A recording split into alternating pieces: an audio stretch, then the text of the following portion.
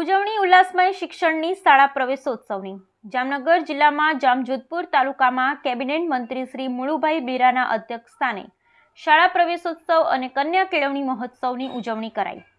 કરશનપર, મોટી ગોપ અને ઝીણાવારી ગામમાં મહાનુભાવોના હસ્તે બાળકોને શૈક્ષણિક કીટ અર્પણ કરાઈ।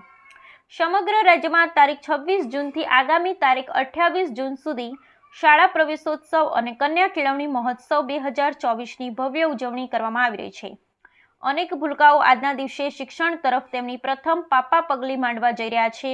ત્યારે જામનગર જિલ્લામાં પ્રવાસન, સાંસ્કૃતિક પ્રવૃત્તિઓ, વન અને પર્યાવરણ, ક્લાઇમેટ ચેન્જ વિભાગના મંત્રી શ્રી મુળુભાઈ બેરાના અધ્યક્ષસ્થાને જામનગર જિલ્લાના જામજોધપુર તાલુકામાં શાળા પ્રવેશોત્સવ અને કન્યા કેળવણી મહોત્સવ 2024 અંતર્ગત કાર્યક્રમ યોજાયા હતા।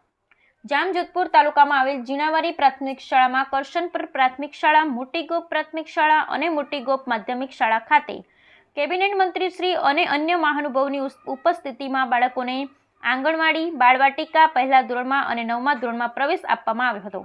કાર્યક્રમમાં પ્રાસંગિક ઉદ્બોધન કરતી વેળાએ કેબિનેટ મંત્રી શ્રી મુળુભાઈ બેરાએ જણાવ્યું હતું કે તત્કાલીન મુખ્યમંત્રી શ્રી અને વર્તમાન વડાપ્રધાન શ્રી નરેન્દ્રભાઈ મોદીના માર્ગદર્શન હેઠળ રાજ્યમાં શાળા પ્રવેશોત્સવ અને કન્યા કેળવણી મહોત્સવની શુભ શરૂઆત કરવામાં આવી હતી। વર્તમાન મુખ્યમંત્રી શ્રી ભૂપેન્દ્રભાઈ પટેલના હૈયે એક બાળકના ભવિષ્યની શુભકામના વસેલી છે। જામનગર જિલ્લામાં આવેલી તમામ શાળા A+ કેટેગરીમાં સ્થાન મેળવે તે માટે જિલ્લા વહીવટી તંત્ર દ્વારા સતત પ્રયાસો ચાલુ છે। આવતીકાલ સુધારવા માટે આજનો આ શિક્ષણ મહોત્સવ ઉજવવામાં આવી રહ્યો છે। તેમણે આગળ જણાવ્યું હતું કે મુખ્યમંત્રી શ્રીના માર્ગદર્શન તળે નમો લક્ષ્મી યોજના, નમો સરસ્વતી વિજ્ઞાન સાધન યોજના, મુખ્યમંત્રી જ્ઞાન સાધના સ્કોલરશિપ યોજના, જ્ઞાન શક્તિ રેસિડેન્શિયલ સ્કૂલ અને આવી અનેકવિધ યોજનાઓ ગુજરાતના બાળકો માટે અમલમાં મૂકવામાં આવી છે। વડાપ્રધાન શ્રી નરેન્દ્રભાઈ મોદીએ એક વૃક્ષ માં કે નામની સર્વે ભારતવાસીઓને અપીલ કરી છે। તેથી જામનગર જિલ્લાની તમામ સરકારી શાળાઓના આંગણામાં બાળકો, શિક્ષકગણ અને ગામના આગેવાનો સર્વે સાથે મળી 5 વૃક્ષનું વાવેતર કરે તે વર્તમાન સમયની આવશ્યકતા છે। ત્રણેય શાળાઓમાં મળી કુલ 220 બાળક, જેમાં બાળવાટિકામાં 54 બાળકો, આંગણવાડીમાં 82 બાળકો, પહેલા ધોરણમાં 62 બાળકો અને 9મા ધોરણમાં 22 બાળકોએ પ્રવેશ મેળવ્યો।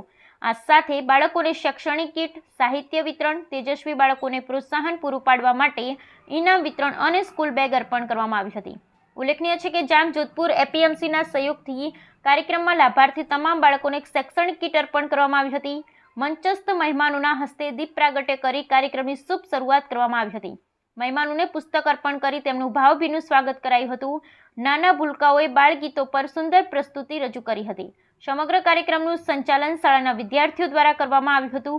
કાર્યક્રમના અંતે ઉપસ્થિત સર્વે શિક્ષણ પ્રતિજ્ઞા ગ્રહણ કરી હતી। મહાનુભાવોના હસ્તે શાળાના પરિસરમાં વૃક્ષારોપણ કરવામાં આવ્યું હતું।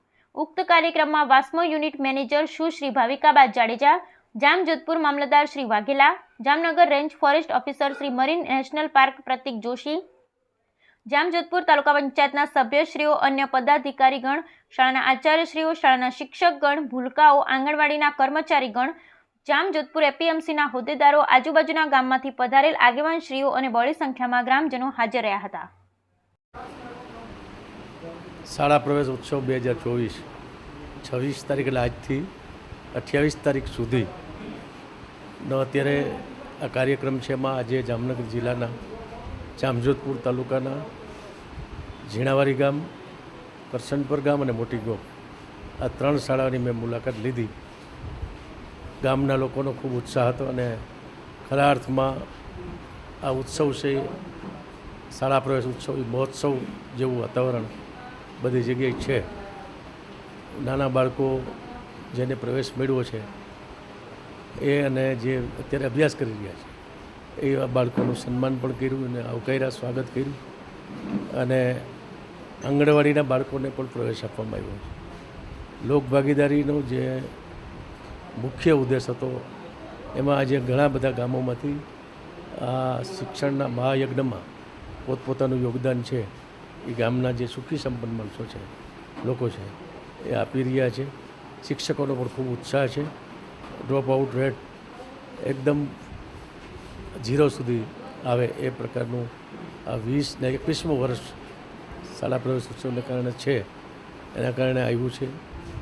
નવી યોજનાઓથી બધા લોકો જાણકાર થાય એના માટે આ વર્ષે રાજ્ય સરકારે જે નમો લક્ષ્મી યોજના અને નમો સરસ્વતી યોજના અને સ્કોલરશીપ ખાસ કરીને સાયન્સ વિજ્ઞાન પ્રવાહમાં વિદ્યાર્થીઓ વધારે પ્રવેશ મેળવે એને માટે પ્રોત્સાહક યોજના આ વખતે જે જાહેર કરી છે એ બધી યોજનાઓની જાણકારી પણ આપવામાં આવી છે અને શાળાઓની મુલાકાત લીધી.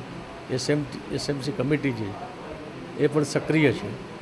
શાળાઓમાં પૂરતું પ્રમાણમાં ઇન્ફ્રાસ્ટ્રક્ચરની બધી જ સુવિધાઓ છે. Computer lab, centre of excellence જે અપગ્રેડ કરવાની શાળાઓની છે, ઘણી ખરી શાળાઓ અટાણે પૂર્ણ થઈ ગઈ છે. આજે જ મેં ઝીણાવારી ગામમાં જોયું, કરશનપર ગામમાં પણ શાળાના ગ્રાઉન્ડમાં વૃક્ષોથી લઈ અને ખાસ કરીને રમતગમત ક્ષેત્રે પણ રાજ્ય કક્ષા સુધી આવા નાના ગામમાંથી વિદ્યાર્થીઓ ખૂબ સારો દેખાવ કર્યો હોય એ પ્રકારના વિદ્યાર્થીઓ પણ જોવા મળ્યા છે. એટલે આ શાળા પ્રવેશ ઉત્સવ ખરા અર્થમાં શિક્ષણનો એક મહાયજ્ઞ છે અને એમાં દરેક ગામના નાગરિકો, ભાઈઓ બહેનો એમાં જોડાય છે, જેનાથી શિક્ષકોને પણ પ્રોત્સાહન મળે છે. અને શિક્ષકો અત્યારે ખૂબ મહેનત કરી રહ્યા છે એટલે ગુણવત્તામાં પણ સુધારો ખૂબ આવ્યો છે. આ વખતે કેન્દ્ર સરકારે નવી શિક્ષણ નીતિ પ્રમાણે આદરણીય નરેન્દ્રભાઈ મોદી સાહેબ જે નવી શિક્ષણ નીતિ લઈ આવ્યા એમાં નિપુણ જે એક ભાગ છે એમાં સાહિત્ય અત્યારથી એડવાન્સમાં બધી સ્કૂલોને આપી દીધું છે અને એના કારણે ખૂબ સરળ રીતે ગણન હોય, લેખન હોય, વાંચન હોય કે સમજ હોય